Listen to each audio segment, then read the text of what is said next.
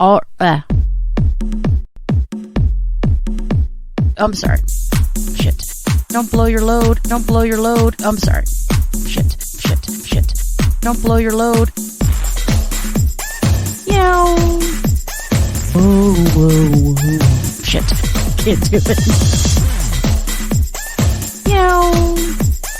Whoa. Don't blow your load. Don't blow your load.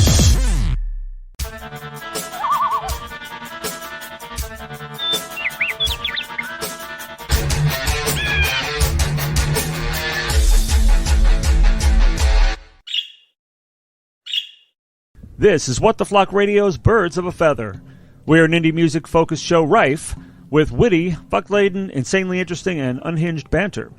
Our thematic submissions will confuse, infuse, and delight you, while our fascinating fun features fluster, flummox, fulfill, and thrill you. And I'm Professor P-Soop, international rock legend, radiant savant, amateur wildlife photographer. And I don't have much to say for myself this week, except ye are all my witnesses this day that if I ever become too cool for Kiss or Godzilla, you have my permission to put me out of my misery, because that's when I've lost the plot completely. Too cool to have fun, like some people. Well, then who the hell am I? Well, I'm the vocalist for the dark alt-rock band Ascent, and that's A-S-N-T to all of you. Mrs. Ascent if you're nasty. No, that's not true. So I came up with a weird little thing, and let's see what you think of it. David, see if you like it. You remember in the 1990s where they had refrigerator poetry? Pray tell, what is refrigerator? I missed the 90s somehow. Fair enough. So they had these little boxes of magnets, and they had words on them. And for years, all I had on my refrigerator were different packages of this poetry. So I made little poems on the refrigerator all the time. So I'm calling this Refrigerator Poetry 2021 edition. And what I'm doing is I'm taking titles of songs from a particular artist and only using those titles, creating a poem. Not a story, is just that a how poem. is that how the game went? Yeah, so it was just words, and you'd make poetry from whatever words were there.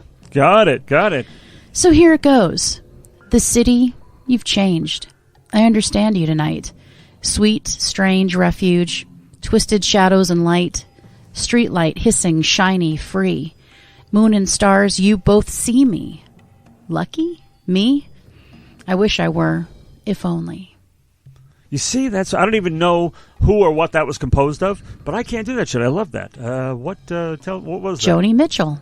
Oh, see? Totally snowed me on that one. Just kind of fun, just a little craziness. Why not? So that's Refrigerator Poetry 2021 edition. So we may be doing that in the future. Unless you thought it was lame, then you may not do it. But I may be doing it again in the future. If I ever develop the skill, I'll try it myself. Along with like Who Dat and Lines and all the other things we came up with. You never know what we're going to do. Interchangeable. Could be crazy. But That's right. Welcome to our new listeners in Puerto Rico and Vietnam. Hey, how you doing out there? Nice to have you along for the ride. Tell your friends, family, foes, whomever. I'm kind of open to foes. What do you think? Foes, you'll make them friends. That's true. I like what you're saying there. I like where you're going. Okay, so now we're going on to bird banter, and this is kind of where we do what David lovingly refers to as a mini winging it, which is really what it is. This is pop hooks that won't quit, the best of the best, according to Billboard magazine. So we're going to talk about these, and I'm going to name some of the top pop hooks according to them, and then we're going to share some of ours. I hope you did your homework, David. I did a little bit. I actually came up pretty blank. Hopefully you knew enough to filter out if like Drake happened to be there or anything like that. You would not drive me insane by subjecting me to that. Okay. No. To proceed with bird banter, it's a great name because two loked out G's going crazy was already taken. That's true. But it's a great topic, and I always come up with the same ones, but let's hear the list first. I'm sure that will have me engaging in numerous Homer Simpson moments. Of course. Dope. All right, so here are some. I'm just going to list some, and I will get your visceral response. Bad Romance by Lady Gaga. I will sing this fucker for days if I hear it. Very hooky, very hooky. Roma, Roma, ma. Come on. Not all, but many of her songs just have a couple of great little transitions that hook you like a son of a bitch, yeah. This one's not going to surprise you. Mbop. Believe it or not, it didn't occur to me, but no, it's there's no denying it, I think. There's no denying it, absolutely. Don't You Want Me by the Human League. Oh, Don't you no want doubt, me, baby. If I hear that once, I just am singing it again for days. When it goes in from "We will both be sorry, don't you want that?" That's a great little so segue good. there. I love Human League, though. Yeah. I love everything they did. And Happy by Pharrell. Clap along if you feel like happiness is a truth. I think almost everybody would agree, if they were honest, that belongs. You know? Come on. Yep. And then also Sweet Caroline. Ba, ba, ba. Come on. No doubt. You know that gets stuck in there. And I don't want to say that this is true, but it is. If you hear Believe by Cher, it's stuck. I sing that stupid song for days. They give her songs, or she ends up finding songs that are like that. If I Could Turn Back Time is one of those ones that you... I mean, there are a number of them that kind of get with you and stay with you. Even if I hate them, even they're I know mine. you don't like her singing, but the No. songs she does not even appreciate, like Just Like Jesse James. I love that song. It's a She great hates song. it, Yeah. because it is kind of cheesy, but it's I mean, I like cheese, and obviously she doesn't. It was a good time for cheese. Yeah, it's a good actually. time for cheese. I Will Survive, Gloria Gaynor. Come on. Yeah, You know that gets stuck. What about YMCA? That one doesn't get stuck with me. That one doesn't, the YMCA doesn't do it for me. Well, of the Village People songs, yeah, that one's the hookiest compared to In the Navy or any of the other ones. In the Navy. Yeah. Macho Man and so forth. Oh, I mean, yeah. I think YMCA is their quintessential, that's their, standard song. That's their signature song, I would say. It definitely is. It doesn't do that for me. I don't know why, but it should. It ended up in Wayne's World. Come on. Wayne's World 2, I think, right? That's friggin' hilarious, that scene. It's a great, great movie. Hound Dog, Elvis Presley. I don't know. It's pretty standard rock and roll fare. I don't think it's an example of a great pop hook at all. I don't think so either. Not Not at particularly hooky for me. Classic, but it isn't. It's not what you think it's not what we think of when you talk about pop hooks. It's Agreed. just a standard rock and roller. I agree. Single Ladies, Put a Ring on It. If I hear that song, I'm going in. If you like it, then you should have put a ring on it. If you like it, I mean, I can't. It's just for days. I heard that song the other day, and I was annoyed. I was just plain annoyed at having to be subjected to it. I like it. I'm not crazy about it. I like Beyonce. I'm okay. Staying Alive, Bee Gees. Love it. Never get tired of it. I'm okay if that gets stuck like an earworm. I'm okay with that. Well, but it does. Talk it's about one songs of those that never get played out. Well, that's is one of them. Yeah. I agree. What about She Loves You? She loves you, yeah, yeah, yeah. That doesn't get stuck really, in my head. I mean, there's the chorus, the verses, and with a love like that. I mean, I don't know. None of those do that the for Beatles me. have a lot more grabby stuff than that. I agree. Melodically, that you just can't, with the little hooks. What about ABC by the Jackson 5? ABC, easy as 1, 2, 3. They've got a host of them, though. They're so amazing. They have, I Want You Back. It doesn't come to mind because of the title. Isn't that clear like ABC is. But I think it's like their best song. They have so many that are just sheer pop funk brilliance. But I don't know if that one gets stuck in my brain. If I hear it, I'm not singing it all day. So I don't know if it's the catchiest. I like it, but I don't know if it's the catchiest. I think Dancing Queen is one of them. Yeah, Dancing Queen is an absolute masterpiece. Absolute masterpiece. Oh, baby, give me one more chance. Yeah. Show you that I love you. That is one of the best. It's great. Yeah. And then one of their top two is Beat It by Michael Jackson, which I think is super hooky because beat it, beat it, beat it, beat it. Come on. And then their number one is I Want to Hold Your Hand, the Beatles. Catchiest. Not feeling it. I'm not feeling it either. And I love it. But I'm not feeling it in the way they're talking. No. I agree too. So I came up with some of my own that I think are really, really, really catchy. This is the I get put to shame part. Go ahead. Whip It by Devo. Oh, when nice, a problem comes nice. along, you must whip it. I mean, I think that's so catchy. And then whip it into shape. Shape it up. Get straight. Move forward. No, go forward. Go move forward. ahead. Move ahead. Try to detect it. It's not too late. I mean, come on. It is. It's so fucking hooky. Too fun. Yeah. It is. Another one bites the dust for me with the don't. Shh, I think for me it's another one switch there because there are only a couple of parts to the song. Exactly. But the switch there is where it gets, the ramps up, it ratchets up the tension. It's a great song. Absolutely. I think that's one that has a great hook. I think I Only Want to Be With You, even though I hate that song. I only want to be with you. That song gets stuck in my head. I think it's super catchy. Hootie? Yeah, even though I hate Hootie. I don't give a hoot. Super. You like Hootie, actually. We had that discussion. Yeah. I Want You to Want Me, Cheap Trick. Yeah. I want you to want me. I mean, that's so hooky. It is. It absolutely is. It really is. And I Love Rock and Roll, Joan Jett. Totally hooky. I thought it was hers for all up until like this year. But that's how dense I am sometimes. People think I know shit. I should have known that. But the song is an earworm. Her version just kills me. It does, yeah. And Mickey, Tony Basil. Oh, Mickey, you're so fun. You're so fun. You blow my mind. Hey, Mickey. I mean, that's totally hooky. A little oversaturation, perhaps, but yes. It's, hooky. I'm not. Hooky. Oh. We're not talking about it's saturated. Of course it is. First time you hear it. Hooky. Yep. Hooky. Yep. Definitely hooky. You're too far from the mic. Playing hooky, yeah. Yeah, because you were coming in quiet. And then Love Story by Taylor Swift. I love that song. It's so hooky.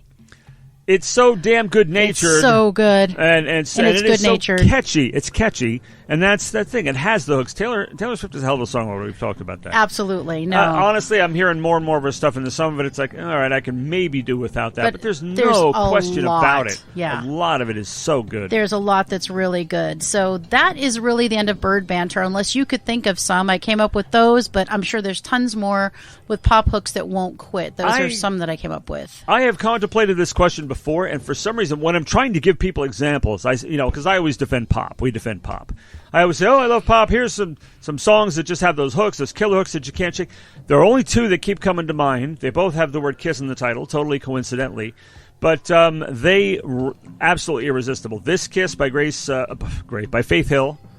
That's right. What Faith Hill. Faith Hill, yeah. This Kiss by Faith Hill, because I seldom ever hear that anymore, that kind of stuff. And Kiss Me by Sixpence None the Richer. That song is just maddeningly catchy. There's something about that the sweetness of that melody and the little changes that it goes through. But I come up blank beyond that. Some of the examples on the list were ones I should have thought of. But no, that's all I got, those two. And what about my notable examples? Some of them pretty good. Pretty good. Ones, yes. Fine choices. Fine choices, all right. Thank you. You have done well. All right, well, that is it for Bird Banter, which leads us to the theme recap. I'm sure you're going to knock that totally out of the park. I really am waiting for you to do that. Oh, okay. In the white next to the pink. Okay. It says, theme recap, Professor P-Soop. All right. What is the theme for the upcoming show, as we told you last time? And I believe I was compelled to sing it or say it. No, I was compelled to say it. Yes, I wanted you to say it. You can sing it. Of course I'm going to sing it. Come on, booby, kite my eider. Come on, booby, kite my eider. That's three birds, folks. That's right. The booby, like the blue-footed booby. The kite. We Shakespeare fans, we love the word. We love kites. We hear about those in Shakespeare. Oh, yes. I will feed the regent's kites with the slaves. Awful. Drama. High drama of the kites. Eating guts. That's what they're known for, basically. There it is. And the eider, which is a new one on me, I got to confess. Yes. Okay. Anyway, come on, booby, kite my eider. What does that even mean, for heaven's sakes? What does it mean? It means songs about the elements, earth, fire, water, natural disasters. Basically, we're talking about the earth here. Anything to do with it, pretty much, especially the elements. And I'm guessing there are a lot of songs with those words and those concepts in them, as we will find out. And we'll find out what we come up with after the next feature, which is no doubt going to be yours. No, it's going to be... Oh, not mine.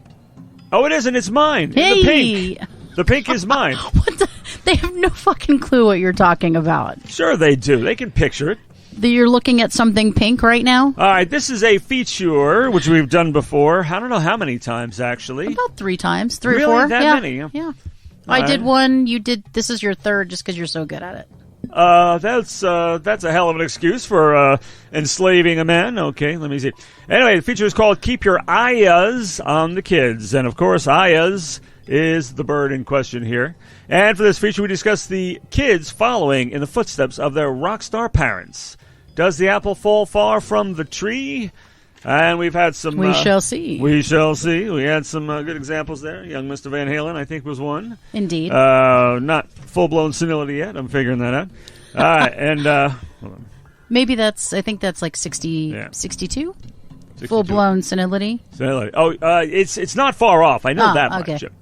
All right, well, a great many rock star offspring have grown up to play in mom and dad's bands, but that doesn't really count for our purposes. Ringo Starr's son, Zach Starkey, has been playing with The Who for 25 years or so, but he's not really part of the band and has no input on it, so that doesn't count either. But I did think of one that certainly fits the bill. Subtle bird pun there. Oh my God. So subtle I had to point it out.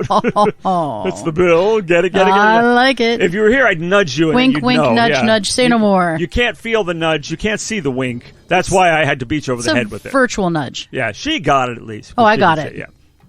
All right, well, the parent in this case was so famous that everything involving their life became household knowledge, to the point that 35 years before the offspring ventured into Papa's footsteps, everyone in the world knew her, even leaving off Daddy's famous surname.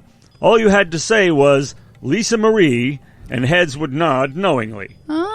Who doesn't know who Lisa Marie is? I didn't see that one coming. I told you. I'll got to keep my eyes on those kids. Keep an eye on the kids. What about old Lisa Marie? Because she was born, she hadn't done a damn thing. Everybody knew who she was, just because of how famous Elvis was. Oh, of course. As I said, it wasn't until after a lifetime of being the daughter of the king of rock and roll and a brief spell as the wife of the king of pop that Lisa Marie Presley released her debut album, To Whom It May Concern. First, it's downright bizarre how, in appearance, she resembles both of her parents. Her mother, actress Priscilla Presley, and her father, Elvis, somehow she looks like both of them put together. It's amazing. It's true. It is. It's so true. It's uncanny. But what does she sound like? Well, I did quite a bit of listening to that album, the follow-up from 2 years later, which is called Now What, and the most recent, 2012's Storm and Grace. And you know what? I really like her. She has a husky, smoky, kind of almost Miley Cyrus kind of voice. And the sound of the music, well, remembering from my last scan of her work several years ago, I was checking her out back then, I was going to say it's a little bit kind of a Donnie Marie thing, a little bit country, a little bit rock and roll, but really, that's it's more bluesy Americana, occasionally veering into punk, sort of a mashup of like Melissa Etheridge and Alison Krauss and Avril Lavigne sort of thing. She harmonizes very beautifully with herself and has a great deal more of a role in shaping her music than her father did. She co-writes all the melodies, and with one collaboration only exception, the lyrics are her own. And they can be pretty savage at times. She kind of reminds me of Rosanna Lefevre from the last show. Yeah. The first Carmen one. The same awesome Southern Americana, kind of creepy vibe. Beautiful. Yeah. Her choice of covers is interesting as well, including Don Henley's Dirty Laundry, Blue Oyster Cult's Burning for You, and the Ramones' Here Today, Gone Tomorrow, featuring Sex Pistols Steve Jones on lead guitar. Interesting thing about that song, for some reason it didn't end up on there, but it was supposed to be slated for a Ramones tribute album called We're a Happy Family, on which the early Ramones song Beat on the Brat was played by none other than, did you know this? U2. I did not know that. They love the Ramones. Obviously, they named a song after Joey. Yeah. And Joey wrote this song. Yep. So they actually covered Beat on the Brat. I mean, picture Bono saying Beat on the Brat with a baseball bat. I can't. I've got to hear that, but it's on the album. Her song is not, though, but it is on one of her own albums. It took many years for all the pieces to be in place for Lisa Marie to make her own way, apart from any comparisons to or obvious similarities with her dad. And indeed, she really is her own artist. Critics praised her sharp, ambitious debut album for its stark, uncompromising tone, her gutsy blues-edged voice with a distinctive flair, and a character that's thankfully surly, not sweet. They seem to appreciate that, and that definitely captures it. Along the way, she'd done some interesting appearances, duetting with Pat Benatar on the latter's Heartbreaker. I actually watched that tonight. It's pretty good. No, it's very good, actually. And even with her own father, a la Natalie Cole, her and Elvis singing together like Natalie and Nat King Cole did. Yes. On his song In the Ghetto, which reached #1 on the iTunes charts. Yes. Their version of it. Yeah. I had not heard that. You've heard that, obviously. I heard that only by chance. Wow. That sounds awesome. I've been listening to her stuff. I have not caught that yet. To Whom It May Concern went on to become a gold record and hit #5 on the Billboard charts. The next album, Now What, went to #9. 7 years later, in 2012, she released her most recent album, Storm and Grace, which was well-received also. It was called the strongest album of her career, a moody masterpiece, exploring the demons and angels of her life to the tune of country spice downbeat pop. And they also praised the smoky, spooky single, You Ain't Seen Nothing Yet, and that's a great one. That's new. Mojo Nixon once sang, I'm going to get Lisa Marie to marry me, and then I'll call Elvis my great big daddy. Mojo and any of you out there have a crush on Ms. Presley and want to sing, treat me like a fool, treat me mean and cruel, oh yeah, but love me. Well, I'm afraid you'll have to settle for the first 2 out of 3, as she's likely to spit back vicious lyrics into your face like the kick-ass punk tune Idiot. And these sentiments, who knows if any of them are directed at her 4 ex-husbands, which include Michael Jackson and Nicolas Cage. I'd forgotten about that completely. I did not forget about that. Totally forgot about that. But Michael Jackson, I don't care about these things at all, but there's simply no way of not knowing about Michael Jackson. But, allegedly she wrote a song about him, too, called Disciple, but it was cut from the album. Heaven only knows what that one sounds like. Hopefully, she got paid off to not include that. Yeah, hopefully it isn't like these other ones here. Oh, man. You probably want to take a pass on a relationship with her or Taylor Swift, because they've got pens and they know how to use them. Hell yeah, they do. But darn it, she's totally won me over, and I really dig her music. It's great. Whether she makes another album or not, still, this is a kid you want to keep your eyes on.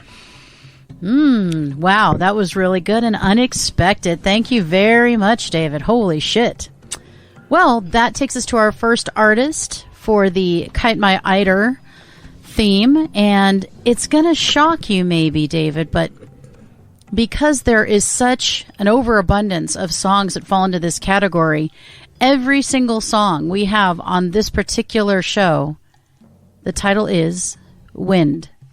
And we thought we were buggered last time when we had 2 songs called Karma.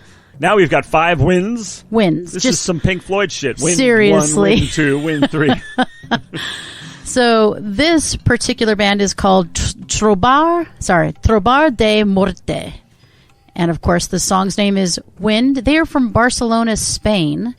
Their genres, as they call it, are medieval, Victorian, Gothic, and I added symphonic. And some of the key instruments in this are the hurdy-gurdy, violin, bagpipes, whistles, flutes, oriental percussion, and more. This is a very talented band. Let's take a listen to the first of 5 Winds.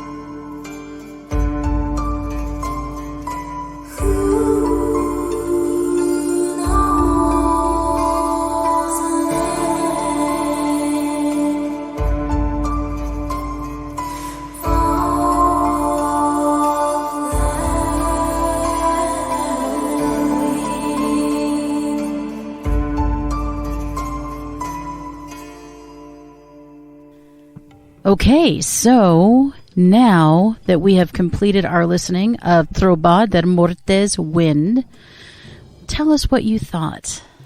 Well, I mean, they say it themselves. It's immediate, the medieval, atmosphere, the ambiance of medieval times. Celtic. It's Did you get the Celtic? It's Celtic. Yes. Oh, absolutely. It's Celtic perfection. Progressive, but it's restrained. It is. You kept expecting it's going to ramp up and drums are going to come in or something like that. It's like no, this is how this piece goes. It is very, very Renaissance. It's reminiscent of Renaissance. Spectacular, gorgeous. Freaking vocals, which is what sounding like Renaissance means, Ethereal, dreamy, angelic, otherworldly. I loved it. The harmonies are just incredible, and that tinkling piano. You're just absolutely haunted by the whole thing. Yes. The real, fake, I don't care. They sound beautiful. Winds and strings are beyond belief. Couldn't care less.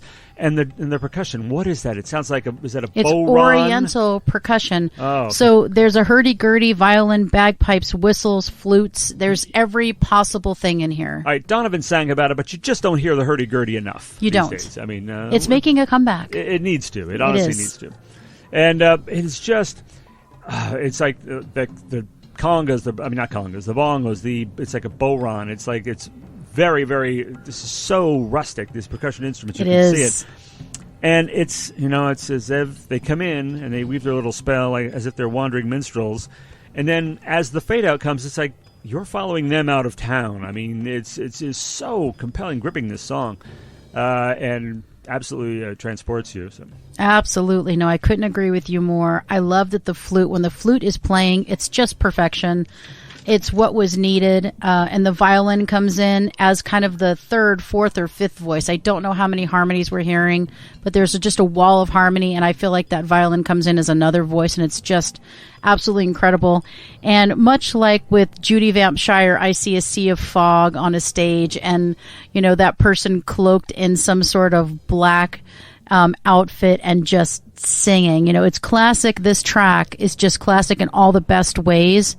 So it's a throwback to an older time, but it is still relevant today. It's so mystical. It almost is. You figure, it's a Lord of the Dance kind of thing and everything. Ronan Hardiman's awesome soundtrack there, but it's even more. Even more. It's so ancient. I mean, this could be an adaptation of a traditional song that nobody knows who wrote it from centuries ago. I mean, That's right. Absolutely gorgeous.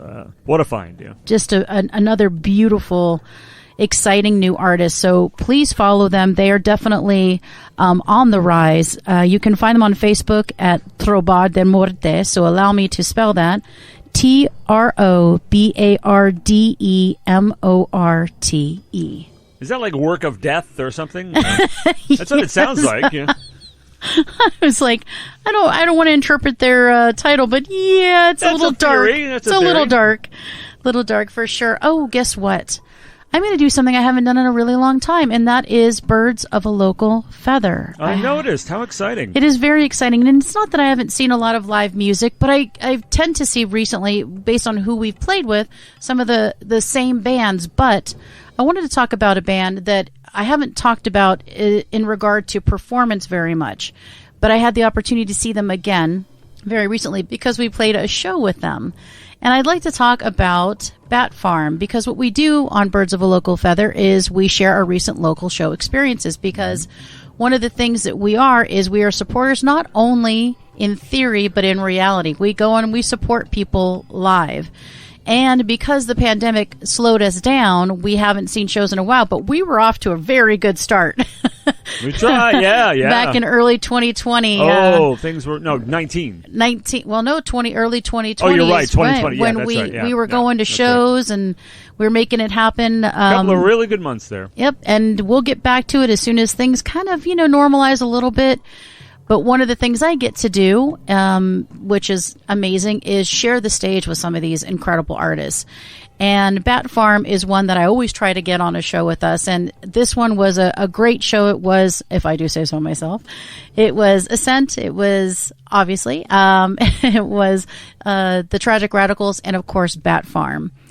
And so Bat Farm is a duo. And saying they're a dynamic duo doesn't do them justice. Basically, they are two people Guitar is what Alex Calise does, and she also sings, and she's an incredible vocalist. And then we have Dennis Morehouse on drums, and they play to a track.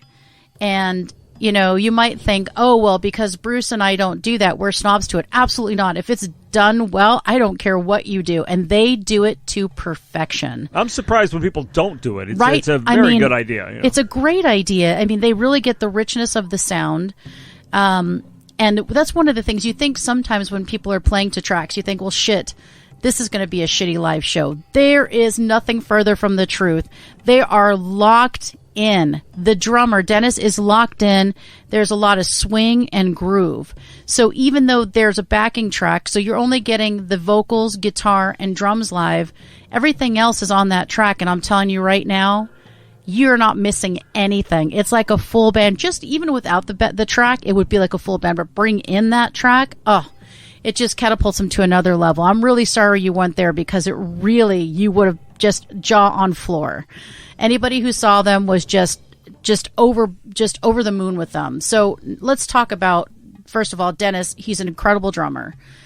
And because Bruce is a drummer, I can tell you if he's a good drummer or not. And he's a very, very good drummer. He's locked and loaded. He plays so badass. It doesn't hurt that he has dreads, some that are red. They wear like this really cool outfit every time they wear matching outfits. And I'm a sucker for people who dress up for their shows. I think you should. Yeah. I think you should. I mean, it's part of your brand, right? So it doesn't matter how little the show is. I'm always in full gothic craze. And she's always in the same outfit. They have them dry cleaned. They wear them. It's awesome. And they look great. So we have him doing these drums, and he is just a maniac. He is locked and loaded. He's just so aware of everything. And that, sometimes when people play to a track, there's moments where they're off. That does not happen with Bat Farm. They are not off.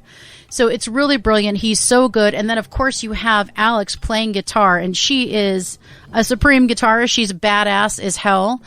And she actually writes for several publications. One, I believe, Guitar Girl magazine. So she's very, very good at what she does. They're brilliant songwriters. And add on top of that, these ridiculous vocals. And I'll get to the actual performance, like the actual stage presence that they have. Her vocals are soaring. They're so powerful. They're so fierce.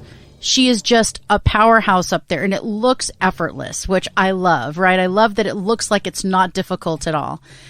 And she is just these notes. She hits these crazy high notes and holds them for a long time, just like rock goddesses should. It's absolute brilliance. And then all of that together, and there they are on stage. She is in front. She is rocking. She's got hair about shoulder length, and it is all over the place. Her face is all like contorted in rock goddess mode. Dennis is totally into the skins. You rarely see his face because he's 100% in. His eyes are closed. He's going for it. It is absolutely electric. It is something, if you see it, you'll never forget it. From the close to the intensity, it's every single sense is involved, and it is something you will never forget. I will tell you, you have to see Bat Farm live.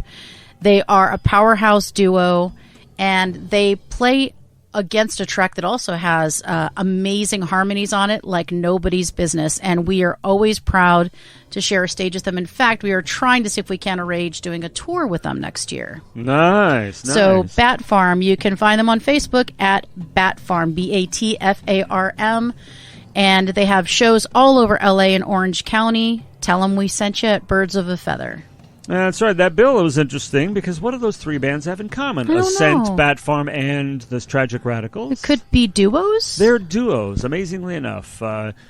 The Ascent does their supernatural thing with Bruce, who must be a cyborg of some kind. He is, definitely. And Tragic Radicals play just the two of them, and they fucking mop up the floor with everybody.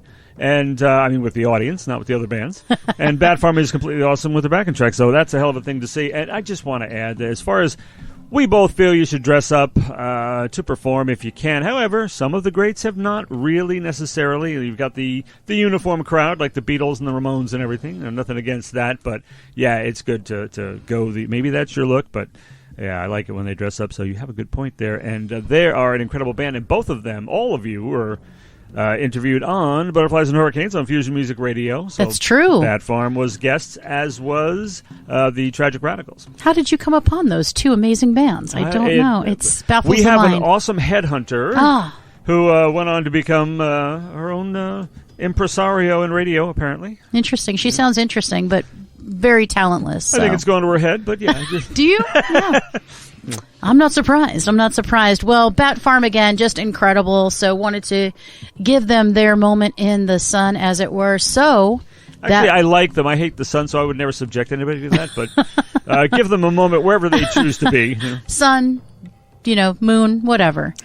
Hey, you know what? I think I'm actually developing some sort of extra sense here. I figure the next song is probably going to be called Wind. Oh, how did you know? I don't know. Brilliant. Yes, and it's by Elende. Now, I'm not sure how to say that. I tried to look up how to say it, so I apologize if I butchered it. But according to what I was able to find out, it means misery in German, even though they're from Austria. And that may or may not be the language spoken there. There are many different languages spoken in Austria. So I believe that I found the correct meaning of that, but I don't believe I said it correctly. Anyway, the song is called Wind. As I mentioned, they're from Austria, and their genre is black metal. Shall we take a listen? Rawr.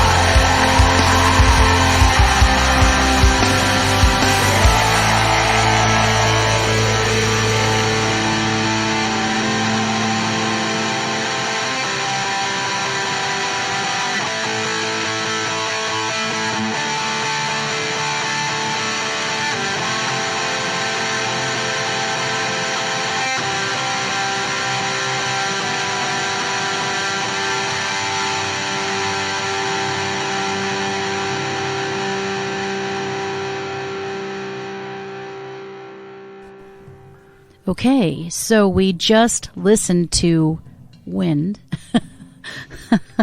I know that there's quite a few, but we listened to Wind. This is the second song of 5 that we are playing by a band that is called Allende, I think. So, what are your thoughts? And I shall interject as well. Well, I was surprised because of the description of it as, black metal. I thought it was going to be something different, and really it was, it was this gothic symphonic thing. It reminded me a lot of Metallica's work with the San Francisco Symphony Orchestra. I so agree. On S&M, it's just like, it sounds like the Call of Cthulhu, the big opening thing and all. But it's kind of opening and it's kind of closing. It's the highest of high drama, really. And it's kind of like the tail end, it sounds like, of some epic saga thing. Like if Richard Wagner, Mr. Ring's trilogy was still around and he had electricity, this might be the kind of thing he would do. And it has a hell of a close, too, with that lone electric guitar. Very unexpected. I mean, it's powerful, powerful work. What do you think? So this song begins in a solemn yet hopeful manner, and it builds and grows more intense.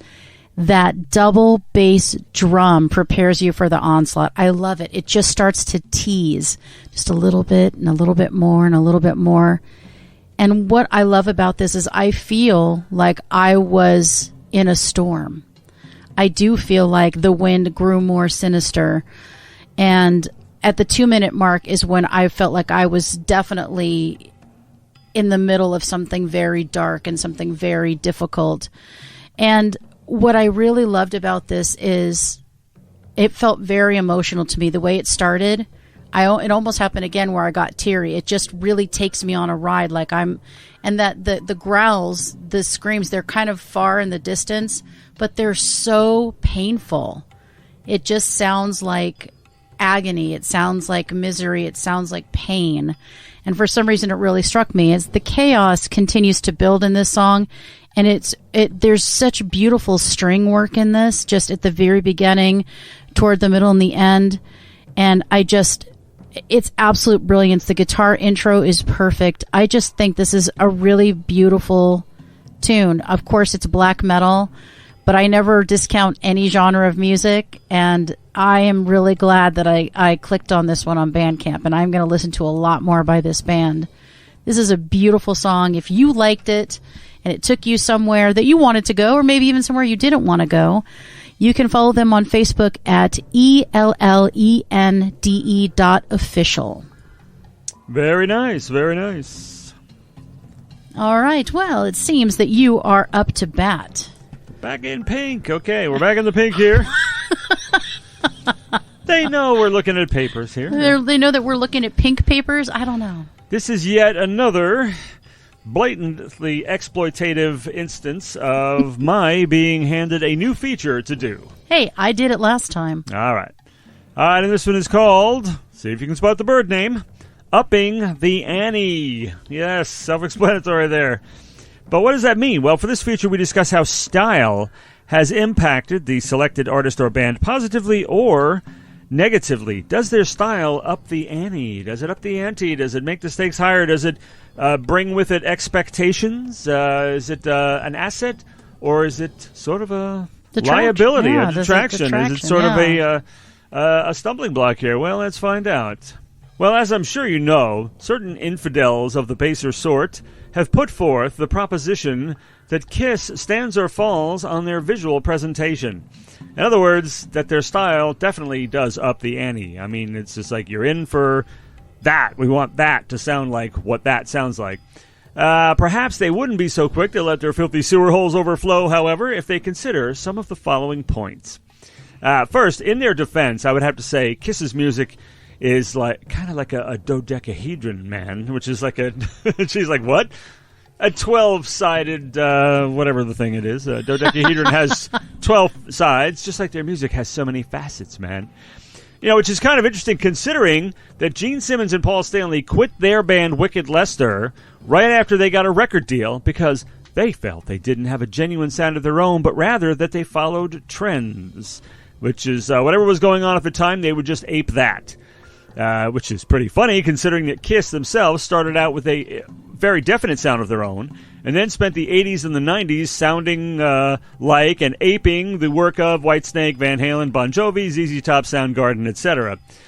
But the fans stuck with them throughout all of this, except for the Great Desertion, when many members of the Kiss Army went AWOL. We had 1979's Dynasty, 1980's Unmasked, and 1981's Music from the Elder.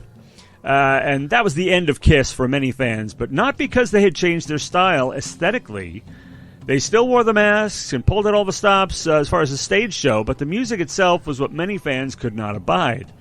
A couple of tracks on Dynasty dabbled in disco, most notably their international smash, I Was Made for Lovin' You, which I think you stumped me with that once on... Indeed I did. Indeed you did, to my everlasting shame. And as for Unmasked, it was deemed to be too pop. Though really, Kiss's music was always power pop with hooky choruses, much of it anyway. So I don't really get that part. It's a cool record as far as I'm concerned. As for Music from the Elder, the return of Bob Ezrin to the boards producing, and allegedly a ton of drugs and or ego, led to a rather pretentious but damn fine, I think, concept album that virtually nobody could deal with, at least back then. By the time they went back to the classic Kiss sound with all the big riffs, they were playing to half-empty venues. The music had driven people away, and all the makeup and madness couldn't hold them. So I think that's something to consider. Also, conversely, when they dispensed with the grease paint and began the makeup-free era, which lasted for 15 years, the first album of which was 1983's Lick It Up, they were very successful. Harnessing the power of MTV, of course, the new kid in town, this new iteration of Kiss, shape-shifting to be sure, but decidedly glam, managed to do rather well, touring with little to no stage effects and outfits that ran the gamut from frou-frou androgyny to badass, hard-ass leather boy, but definitely nowhere near the otherworldly costumes of the classic era. Now, not that those were gone for good, because from 1998 to 2004, the band would reunite with Peter Criss, Ace Frehley, or both, for a variety of tours, one studio album, and a couple of live releases, in full regalia, naturally. But, though they would never go back to the no-makeup approach, the current lineup is on their farewell tour, having released 2 studio albums of their own, made up as the original members, with Tommy Thayer as the Spaceman, Eric Singer as the Catman. Intent on going out in a blaze of glory, I think, they established their viability as a band throughout it all, retaining most of their fans anyway, regardless of what they looked like. Now, sure, they've taken their share of criticism and been dismissed as a brand rather than a band because of their gratuitous merchandising, which they hilariously lampoon themselves in the animated special Scooby-Doo and Kiss Rock and Roll Mystery. But I would hasten to point out that they hold the title of American Recording Act with the most gold records, the number being 30.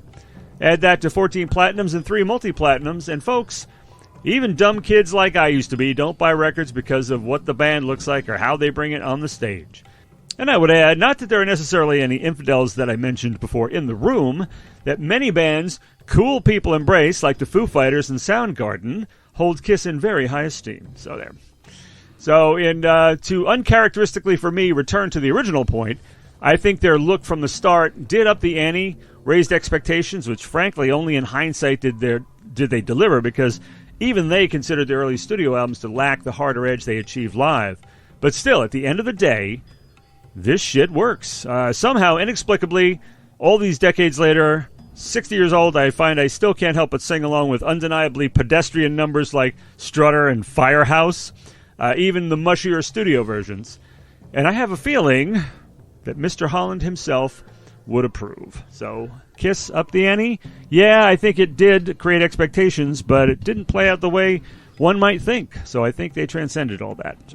And I won't profess to know what you're going to say, so tell us, Christina. How does that up the ante for you, or does it? Well, actually, I'm all for, as if you've listened to this show all the way which through. I never did, actually. Actually, other people, not you, which you should.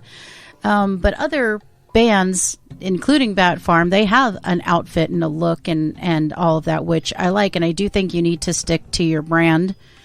I think this brand is cartoon, unfortunately, and I think it's lame for me. And it didn't. I think I saw them before I heard them, and I was like, no. And then I heard them, and I was like, double no. So for me, it was a deterrent. It wasn't cool. It was dorky and cartoonish and like kind of, I didn't find it playful and exciting. I found it kind of just lame. And then the antics on stage were lame for me. I'm mostly talking about Gene Simmons, of course, because, he this stupid, ugly tongue thing, and then the blood and the, I don't mind the fire breathing as much. No. That's fine.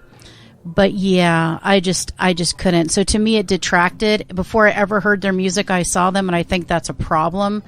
But I'm all for brand, but it's kind of like Nirvana for me. They are a brand instead of, like you said, to me, instead of a musical act for me. And, I'm not taking away that they sold a lot of records, but to me, there's a lot of artists out there that suck that sold a whole bunch of records too. Oh, good Lord, yes. And that, don't have a style. I mean, I'm glad that they stuck to it, that they found something and they stuck to it. And I don't even mind you merchandising yourself. Whether or not it's a sellout situation is a whole other show. But it didn't do anything for me. Like the Devo outfits didn't do anything for me either. So it's too cartoonish for me. I like Devo's music, but you've made yourself a parody to me. You like Devo's music in spite of the costumes? Yes, but I heard them before I saw them. Oh. But I saw Kiss helps, before I heard them. And then I heard them and I was like, yeah. I have a feeling you wouldn't have liked them either way. Just knowing you, it's not the kind of thing you would be into. And I understand Bruce doesn't either. But then again, of course, he likes AC/DC because there are certain bands that just get you and then they stick he actually with you. thinks we've been pretty hard on AC/DC. No, and I actually like AC/DC. Yeah, he just, they don't sound, they all sound the same. All the songs sound the same. He's like, I think they do. But they sort of do a little too much. I think they do. But back to the Kiss thing, it just... And I'm trying to think if they're, okay, like Meatloaf, let me say Meatloaf and Stevie Nicks and stuff. Those outfits don't seem cartoonish to me. They are certainly a brand, right? You got the flowy, weird, sort of witchy thing. Then you've got the greasy guy who just got done doing like a wedding singer sort of thing, and he's wearing like a partial tuxedo thing. That's a brand. It's not cartoonish. It's more real to me. It's more mystical. But when I see guys that are like 300 feet tall on the, on the stage in a bunch of makeup with like dripping stuff out, I just can't. And then the music sucks. So then I'm like, I can't even go, well, at least the music's good. It's unfortunate. For me, it detracts from their sound. And I wish I would have heard them before I saw them. I think I would have thought they were okay. But then the whole package just ruined my ass. And would you say that of Slipknot or Gua or any of those bands? I don't like any of those bands. Yeah, me neither. Actually, so I just like Kiss. Yeah. So yeah, I'm not really into it now. Like, oh my god, he likes Kiss, but not Gua. Yeah, and I don't mind if you want to do stuff like that. It's to me it degrades stuff a little bit, and maybe people think, oh, Christina, when you dress up like goth, it degrades your music. So that's fine. We all have our own things, but yeah, it takes away from me for this particular group. Yeah, and it is more than just outfits, which are always appropriate and personal. Like you mentioned, Stevie Nicks and everything. There are people who have a look, a very distinct look, and it's beautiful. Yeah. But it upped the ante for you. It didn't for me. Well, I think it ups the ante in general because you have expectations when you see an act that looks like that. And I had no expectations. I had Scooby-Doo starring expectations. That's what I had. And they lived up to that one. You wanted the best, and you got the best. The hottest band in the world, Kiss. That's how the records always begin.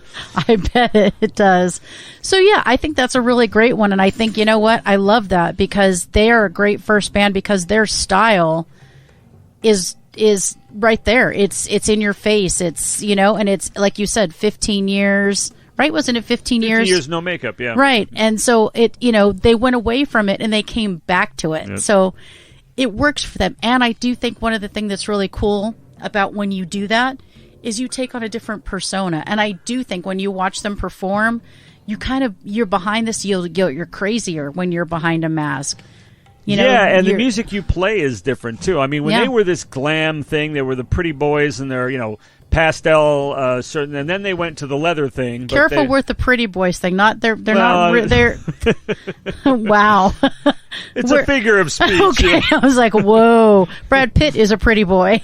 I don't know. Gene Simmons looked pretty good sometimes. He looked kind of pretty sometimes, and I like the pretty guys of the 80s. That was nice, but he looked good, but he wasn't as pretty goes. So, yeah, but very interesting. I thought it was an interesting perspective, and I think there are so many bands and individuals that we can talk about, and whether or not it detracts. Good, then you can do the next one. You don't know what I'll do. I'm in charge of this show because that's how it ended up. But if you ever want to take over... That's your next delegation. If you ever want to take over and do a show, everyone's hearing me now, I will certainly relinquish all rights to you. I've been there and done that, thank you. Yeah, at any time you want. Yeah. So, talking about upping the ante, Leah Mertz is our next artist, and she certainly does that with her song titled... Wind 3. It's not called Wind 3. But it is the third wind. I told you there'd be 5, and we're on 3 of 5. And she is from Saskatchewan, Canada, and she is synth pop. So, 2 things we like, synth pop. So let's take a listen to Leah. The wind rushes to the walls. I guess this is an overthrow. And all I've come to know, it breaks away and crashes far below. The wind rushes over me, and all the curses and the worst things that made me.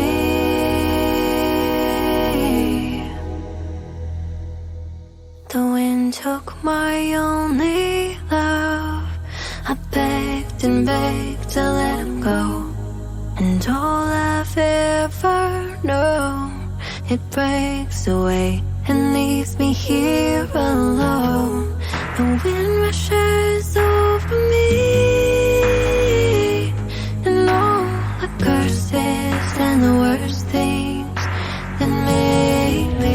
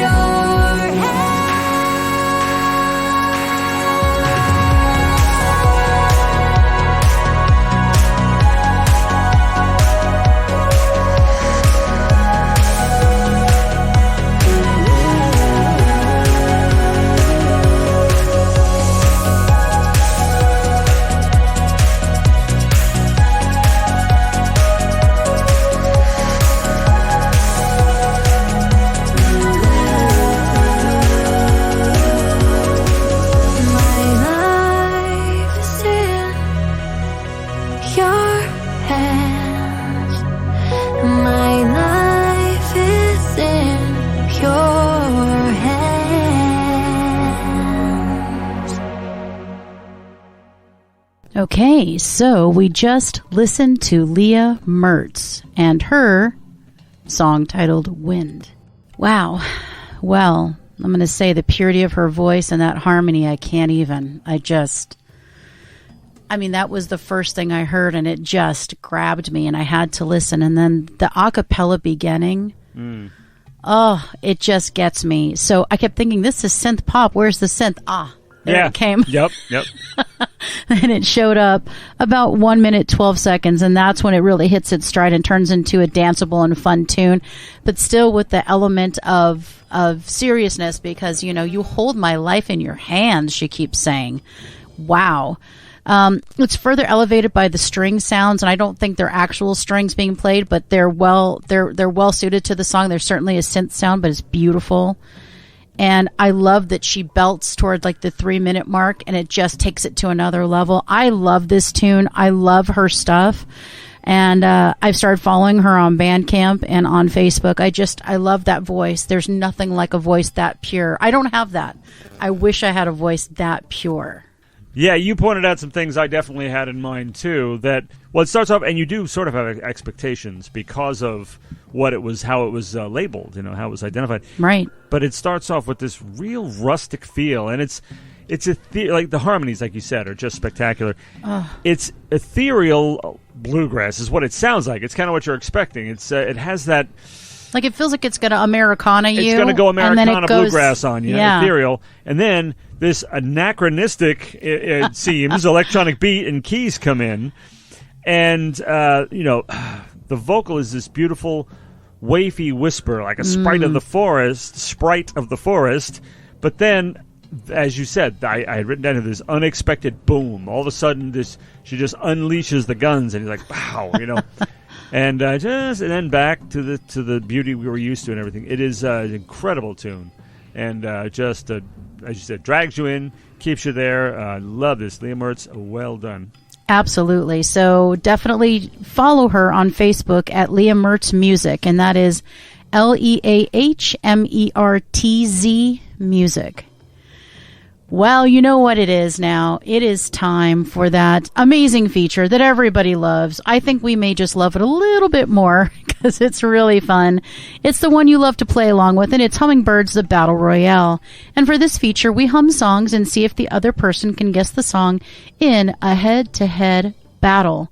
And this time, we start with David. Often he'll say that he's going to give me, cotton balls and softballs and all these things. But you know what? It rarely comes true. So we'll see if he promises the same but fails to deliver again. No, I remain, as in the last few episodes, in full lame deer mode. Lame deer protocol is being observed. Now, all of these songs are from the 70s, but they're such cotton balls. All right. Even though you weren't around, you know them, I'm sure. I will be completely transparent on this up front. You might have trouble with an artist name or so, but there's no question about whether you know these songs. I just figure you'll probably get everything, but there's a chance anyway. All right. All right, first one. Me. Let me hum here. Me. We got to warm ourselves up. Rubber baby buggy bumpers. Rubber. Yeah, that's toy boat. Wow. Oh, that was at the beginning of the show. Yeah. Sorry. That was priceless. I had to save that. It was priceless. You got to make fun of your co-host. Oh, wait, you do that every show, all show. And off the air. That's true. In preparation for the show. This one is one where neither the song nor the artist should be a problem. I vouch to heaven of that. All right. La, la, la. La la la la la. Anytime you are near, just like me, they long to be close to you. The Carpenters close to you. See, very nice. Okay. Well, all right. It's smooth sailing so far. Yeah. I hope it stays that way. Yeah. Well, the fact that you said hope, what I have done here is given you a challenge, but it's not anything that you can't achieve. You give me the unachievable. No. I don't do that for you. Nothing unachievable here. Lay it on me. Okay, are you ready? Yeah. La la la la la la la la la la la la la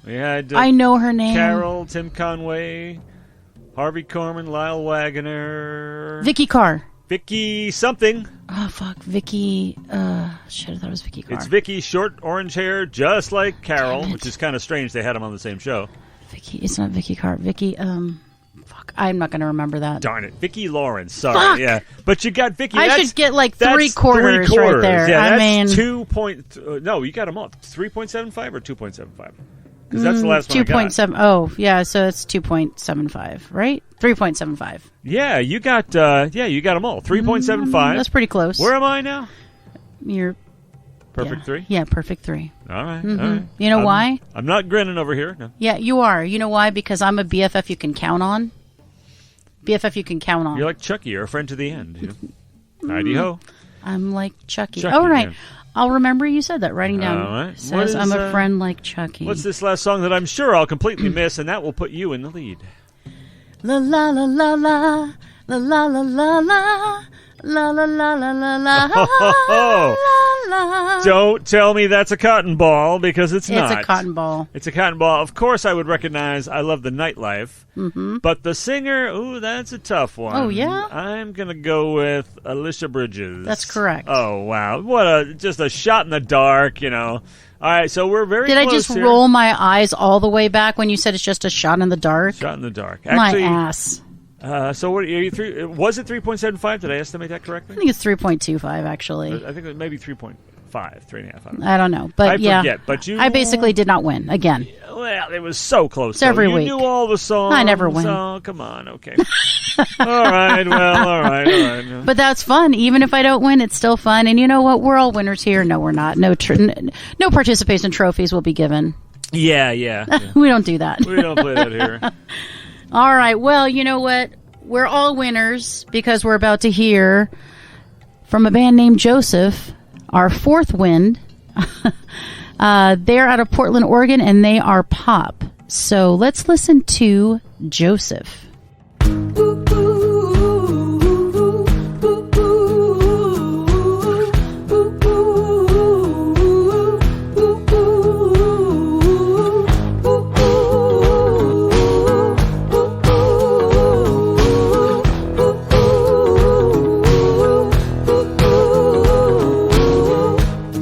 We found ourselves together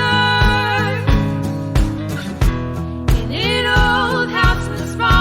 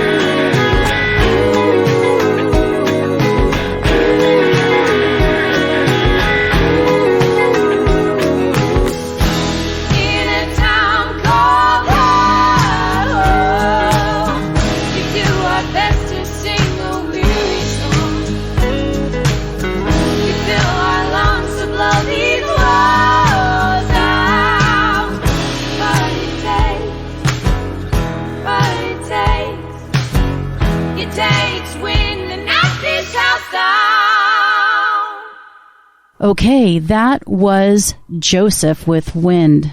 My goodness. Where to start with this band? Yeah, that's a good question. I mean, I guess the place to start is the vocals, which are obviously the thing in lead. Now, this is three sisters. And their harmonies are so on point, it sounds like they're harmonizing with themselves. It just really does. I mean, it's that perfect, and it's that organic feeling, and I love that organic. There's a rawness about them, but then also obviously there's a polish to them. It's hard to achieve both of those, and they have them, and they're pretty young, so they're already far ahead of the game. But the voices and the propulsive, right off the bat, their voices are the thing. It's almost a little a cappella group moment, you know? And I feel like this is pop, but it's a little bit alternative and a little bit experimental. You used half the words I have down here already. Oh, good. Yeah. Well, please continue. Jump on in. No. What are you done? And the other thing I thought is it's a bit Americana, a bit, I think also a bit bluegrass, a bit soul, which I like. It feels like it hits so many different genres of music, which I like. It's, again, another thing that's hard to achieve. For me, it's just everything I'd want in a pop, Americana, soul, bluegrass, song. Like, I could just keep listing things off. And it is also, to me, a little alternative rock. While there may not be a lot of hard guitars, imagine adding one guitar back there could just change the song. I don't want them to, but I feel like it's a rocky song. So I was just blown away by this song and this band, and these sisters are ones to watch again because they're exploding right now. Well, that's the kind of song that, the kind of recording that you can have that, really nails the audience when they listen to the record, but then they go to see them and they can amp it up if they want to. Yes. They can take it, they can throw in a bunch of electric guitars and make it a little heavier. Absolutely. But it starts off, as you said, with this really commanding rhythm. Dum, dum, dum, dum. Yes. Pulsing rhythm. And the vocalist, I was wondering, was it two, but it actually is three, as you said. Three, yes. Or it was just really astounding harmonies with one person, but since it's a group, while they're doing it all at once, that's even better. This, to me, you mentioned a lot of things, and I was thinking of that, Americana. This is like a distant cousin of folk, kind of. Yes, agreed. But it's pop, no doubt, but it's kind of prog and experimental. I have that word down to exactly what you said. Wow. And it sounds like, because of the, there's a certain ethereal quality to the vocals that reminds me, some music that I've heard, of composers who write scores for like anime, the Japanese stuff. And because of that, probably I could see this whole thing. I could see them singing as anime characters in my mind. It is so, I don't know. It's so storybook that it is. It's like one of those things that just it takes you someplace you don't know where. But it is totally experimental. You can't. What would you call this? I have no idea. Yeah, that's why there's so many genres that I feel like it falls into. And what I like is I don't think they care. They say, yeah, we're pop. And that takes care of a lot, right? Because you could be pop that's rock. Fair. You could be, yeah, that's fair. But I feel like Joni Mitchell would love this. But then I also feel like U2 would like this, and I feel like Metallica might think it's awesome. Like I feel like so many people would really love this because they hear a little bit of influence from everything in it, and it has so many different elements in it. So I really love this tune, and you can find Joseph on Facebook at The Band Joseph, spelled Joseph. So, what we have this time is we're going to do a double header. We're going to do another song right now. Why? Because why wait? So one more song from, this is our fifth wind, if you will. And this is by a band called Light in Babylon. And they're from Turkey, and this is yet another genre. We are genre bending this time. We are all over the map. This is world fusion Middle East music. Because we are nothing if not completely diverse on this show, and we are open to all musical styles.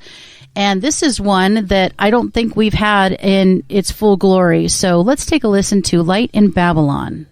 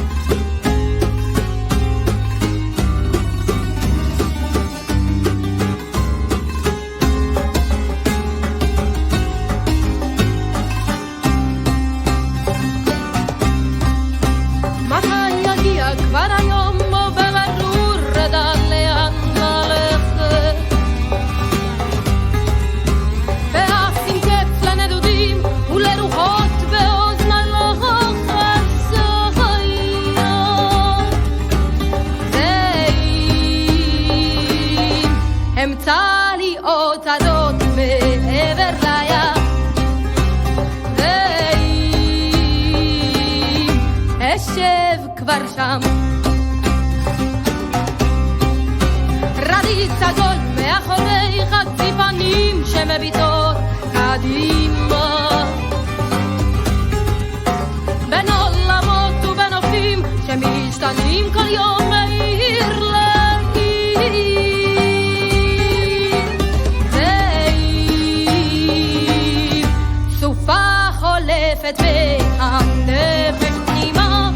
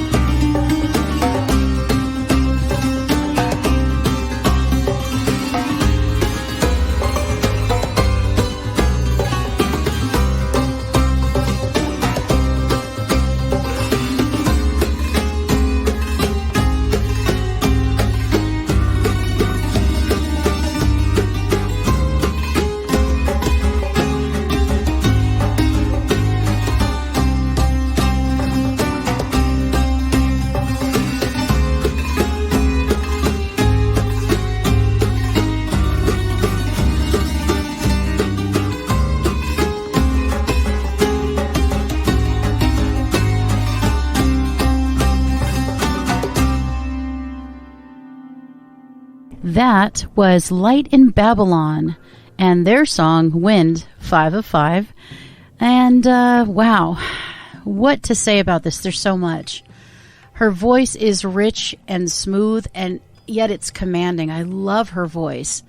And it's very different than some of the other voices we heard today. It's very rich, and I just feel like it's earthy. I don't know if that makes any sense, but it's rootsy. It's all those things. How do you feel about her voice? Well, the voice is fabulous, and you wouldn't maybe expect it of me, but I'm really a big fan of world music and Hebrew and Arab folk music, which this embodies very, very well. Performers like Amir Diab from Egypt. Oh, wow. And you know him? Yeah. Amir Diab is fantastic, and Yo-Yo Ma and the Silk Road Orchestra, and even Page and Plan and that no quarter thing they did with the Eastern bands. I mean, this is you could almost at a glance say, it's kind of like Gypsy Caravan type stuff, but not really. It's much too Eastern. Mm-hmm. It's like a sheikh's tent near an oasis in the burning sands. I mean, or I love it. in some sort of Arab club in anywhere. I mean, you name Absolutely. it, Baghdad, anywhere. I mean, Khartoum. Or a film score. It is. I just love this kind of thing, and The instrumentation is fantastic. That it sounds like there's a hammered dulcimer in there or something. It is just a beautiful. I don't know what it is. I don't know what's in. There's gorgeous. there's so many percussive instruments in there. I've always loved this kind of thing, and not something you. I'm so glad it turned up because it's not something you'd necessarily expect. Good find on your part on a show like this or here on indie radio at all. But absolutely, very, very welcome and love it. Just love it. Absolutely. Well, it may not be something that you think I would love, but I also love world music. I love Middle Eastern music. I really like a lot of traditional music. And what I liked about it is I think the instrumentation in this is dynamic and it's traditional, but it's also experimental all at once. You heard the nods to all the traditions. There's traditional, instrumentation in it. And there's traditional interpretation, but then there's a lot of liberties and experiments, including the tempo changes, which of course I love because there's, that's the prog in me. So I love the tempo changes. They are so smooth. These people clearly are at the top of their game from a musician perspective. And her vocals are the perfect complement. And I just thought this was an amazing tune. And for me, when it's called Wind, that's all I need it to fit the theme. I'm open to genre. I'm open to anything. So I saw Wind. I clicked on it. It was this beautiful tune. And I didn't think twice about bringing it to our show because it's indie music. And you can find this amazing band on Facebook at Light in Babylon. So Light in Babylon. Wow, we have had quite a bit. I mean, this particular theme has certainly brought us a whole bunch of amazing artists, so much so that I'm actually going to extend the same theme to the next week because I found so many different artists that did fire and earth. So we've got water, fire, earth. We had one whole show about wind. This is definitely not time. Definitely not time to cast this net aside. Here. I agree. So that's what I was going to say about that one. That's what I was going to say about that one. The influences that it draws from cast such a wide net that you can even hear something like sort of like flamenco guitar in there for sure. A little bit. It's really, really stunning stuff. Because there are people from all over the world. I mean, so it's really a melting pot in this particular band. It's amazing. It is amazing. And speaking of casting nets wide, we only got wind in this episode, so like you said, let's extend this and let it run. I'm going to extend the theme. Let's do it. Why not extend the theme? Let's make it happen. We'll see what else we get as far as fire and earth and earthquakes. Who knows? But let's extend this theme. I think it's yielded some amazing tunes, and we will save the new theme for a future show. And so I guess that only leaves for you to wrap us up. All right, there's a puppy, there's a blanket. I think those two need to make each other's acquaintance. Let's wrap that thing up. Our next offering is a new episode of Winging It. Enjoy our 15 to 45-minute show that covers one topic. No music, no features, just mainstream music, chat, opinions, and, we promise, uproarious laughter. Your boys are coming at you every week still. Subscribe to our feed at BOAF On Air. That's BOAF as in birds of a feather, on air as in on air, .podbean.com, and enable notifications or subscribe and listen on your favorite platform. And now you can add Twitter to the resources you can employ to keep in touch with us at BOAF On Air. Again, same thing, BOAF On Air. Same as Podbean, also on Twitter. And remember, we can't grow our flock without you. Please share us on your Facebook, Instagram, TikTok, etc. And Twitter. And Twitter. Now Twitter feeds. That's probably where I should have put that in there if I were thinking, because sharing is caring, is it not? Is there any question? There's no question. All right. And, well, I think we've... as the Boys to Men would say, is it End of the Road? No, it's not Boys to Men, is it? Yeah, it is. No, it is Boys to Men. Okay. Well played. I think we've come there. To the end of the road? To the end of the road. We're not going to attempt to sing it because it's almost 2 o'clock in the morning. But that's pretty good for us, actually. Pretty good, yeah. Well, whatever time it isn't over until I say. It only leaves for you to say. Let's get the flock out of here.